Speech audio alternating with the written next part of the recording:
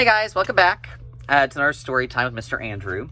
Today I'm going to read to you a children's book, another children's book actually, because you know how I love children's books, about Michael Jordan, the famous NBA basketball player. And it is called Salt in His Shoes. Salt in His Shoes, Michael Jordan, in pursuit of a dream.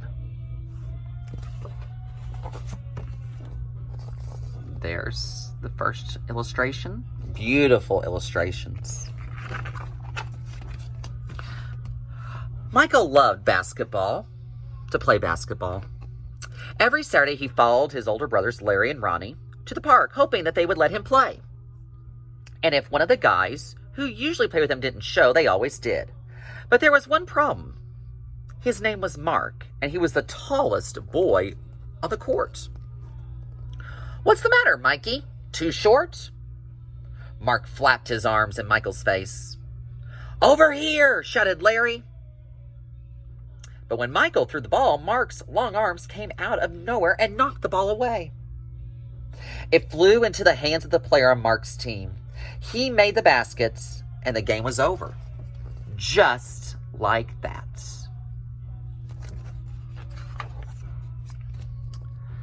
I am really sorry, guys. If I were taller, it wouldn't have happened. And all the way home, Michael apologized, even though no one was mad at him. His oldest brother, Ronnie, tried to cheer him up. "Look, little brother, you played good today.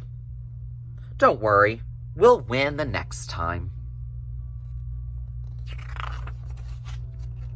When they got home, Michael went into the kitchen where Mama was cooking dinner. He was still disappointed, and she could tell. "You guys lost again today, huh?" Michael nodded. He sat quietly for a minute and said, "Mama, how can I grow taller?" Now, Mama knew the answer to a lot of questions, but this was a tough one. She thought for a moment, and she sprinkled salt and pepper on the chicken she was making for dinner. Then she smiled, looked at Michael, and said, "Salt." "Salt?" Michael looked at his mama. "Salt in your shoes. We'll put salt in your shoes and say a prayer every night. Before you know it, you'll be taller," she replied. "Salt in my shoes?" Michael said quietly to himself. Surely Mama was teasing. He sat staring out the window, trying to figure out how salt was going to help him grow. He noticed the rose bushes outside of Mama's garden. They had grown high along the fence, and roses of all colors were blooming on the vines. He thought to himself, "I remember when Mama first planted those bushes." Michael's face lit up. If Mama knows how to make those rose bushes grow taller, maybe she's right. Maybe salt in my shoes really will help me grow. Growing more excited, Michael twirled around and started asking lots of questions. "Mama, how long will it take, and how tall do you think I'll get?" Smiling, Mama sat down next to him and explained, "In order for this to work, the most important things you have to do are to be patient and listen to what I tell you and say your prayers every night." Listening carefully, Michael shook his head. "Okay, Mama, I'll be patient. But what does saying my prayers have to do with it?" "Everything," Mama replied, and she hugged him. "Now, go wash up and tell your brothers and sisters to get ready for dinner." Michael dashed out of the kitchen, almost knocking over his father, who was walking in. "What's he up to now?" asked Daddy.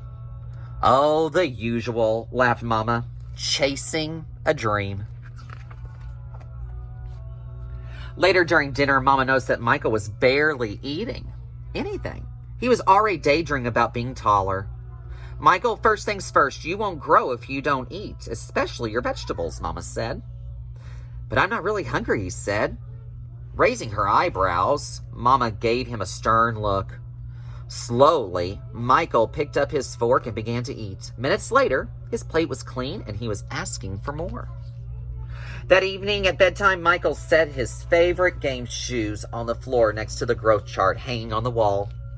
Then he put on his pajamas, said his prayers, and jumped into bed. When Mama came in, Michael was fast asleep. By the look on his face, she could tell he was already playing basketball in his dreams. Standing by his bed, Mama sprinkled salt in his shoes. Then she prayed quietly over him, as she did all of her children. Dear God, please help Michael to be the best he can be and to give his best in all that he does. And Lord, could you please make him just a little bit taller tomorrow than he is today? Thank you. Amen. After that night, Michael wore his favorite game shoes everywhere he went, even to church. And he stopped going to the park with his brothers on Saturdays. Instead, he stayed home and practiced.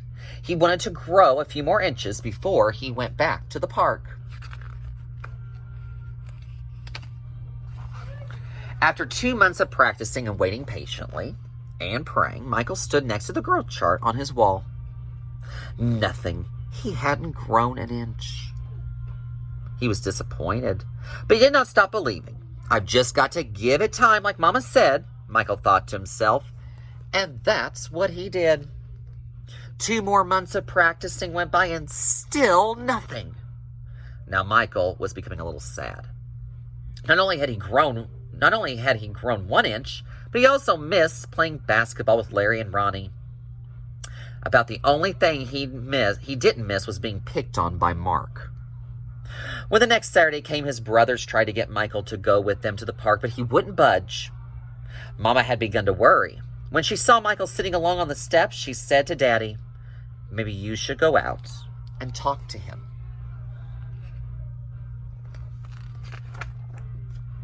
So Daddy went out and sat with Michael. What's wrong, son? You haven't gone to the park with your brothers for a while now. Are you okay? Michael didn't say anything at first. Then he looked at Daddy and said, I thought I would at least be a few inches taller by now. I did everything Mama told me to do, but nothing's happened. Michael, why do you want to be taller? Daddy asked. If I were taller, I'd be a great player and I could help our team win, Michael answered. But you are a great player, son, and you already have everything it takes to be a winner right in there. And he's pointing to his what? His heart. Daddy tapped Michael on his chest. Being taller may help you play a little better, but not as much as practice, determination, giving your best will. Those are the things to make you a real winner. Michael thought about what Daddy said for a minute, then suddenly he jumped up and took off. Where are you going? Daddy yelled after him. I've got a game today and I'm late, Michael yelled back. When Michael reached the park, the game had started. He sat on the bench hoping he would get a chance to play, and he did. The game was almost over and the score was tied when John, one of the guys on Michael's team, fell and hurt himself. Here was Michael's chance. Michael joined his team in the huddle as they gathered on the sideline for a timeout. Okay, the game is tied. All we need is 1 point. Who wants to take that shot? Ronnie asked. He looked in Michael's direction, feeling more confident than ever. Michael said, I'll do it.